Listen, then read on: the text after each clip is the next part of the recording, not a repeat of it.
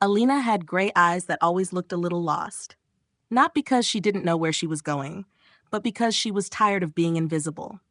At school, she was the quiet, pretty girl, the one people complimented once and forgot about the next day. She didn't have a lot of friends. She wasn't rebellious or loud. She just blended in. At home, things weren't much better. Her mom worked long hours. Her dad spoke more to his phone than to her. And her siblings? Always busy with their own lives. Sometimes, Alina felt like she could disappear and no one would notice. Until he did.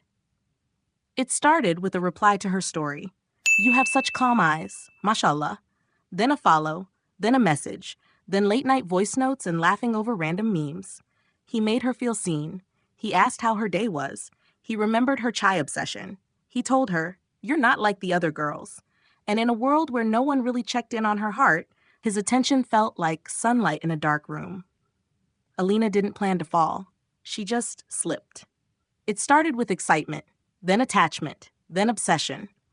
Alina went from checking her Quran app to checking his last scene, from whispering duas at night to whispering "I miss you" to a screen. She still wore her hijab, still prayed sometimes, but something inside her shifted. Her heart was full of him, and almost empty of Allah. She told herself it was harmless. We're just talking. He's Muslim too. It's not that serious. But deep down she knew it wasn't halal. It wasn't pure. Still, she couldn't let go. Then came the twist she didn't expect. One night he texted, "Hey, I think we should stop talking for a while. I just need space." That space became silence. Alina messaged him the next day, no reply. A week later, still nothing. Then she saw it. His story, with another girl holding her hand.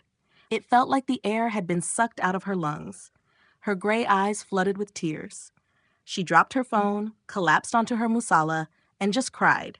Not because he left, but because she had left Allah for someone who didn't even stay.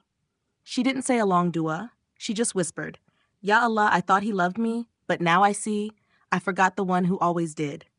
Her chest ached, not from heartbreak, but from regret. And for the first time in weeks, she opened the Quran. Her fingers shook as she flipped the pages. The verse she landed on said, "Do not grieve. Indeed, Allah is with us." Surah At-Tawbah, that was her first sign. She started journaling again. Not about him, but about her healing. She wrote down her sins, her guilt, her du'as.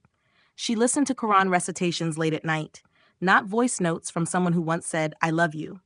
Her healing wasn't linear. There were nights she still checked his profile. There were mornings she cried in sujud. There were days she wanted to give up and message him again. But every time she remembered this hadith. Whoever leaves something for the sake of Allah, Allah will replace it with something better. That gave her strength. A month later, Alina sat by her window, gray eyes soft with peace, and wrote in her journal, "Ya Allah, I lost something I thought I couldn't live without, but I gained you, and that's everything." Her friends noticed a change. Less online, more present, softer, stronger. One even asked, "Are you okay? You seem so calm these days." Alina just smiled and said, "I finally let go of what was never meant to stay."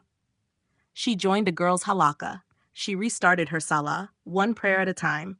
She replaced love songs with Quran, and she learned something beautiful. Hearts don't break from loving. They break from placing that love in the wrong place. One night in sujud, Alina made this dua. "Ya Allah, next time I love, let it be someone who brings me closer to you, not someone who pulled me away." Dear sisters watching this, if you've been Alina or are her now, remember this. You're not broken.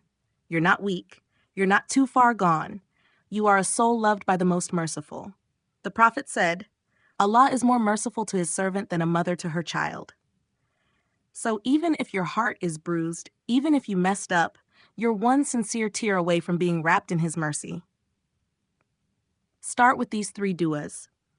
Ya Allah, remove from my heart what you did not write for me. Ya Allah, replace this pain with peace. Ya Allah, return my heart to you, beautiful, whole, and loved. Final message. Maybe Allah let your heart break so it would finally bow in sujud.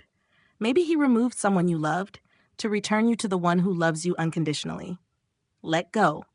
Not because it's easy, but because your heart was made to hold something far greater than haram love. It was made to hold Allah,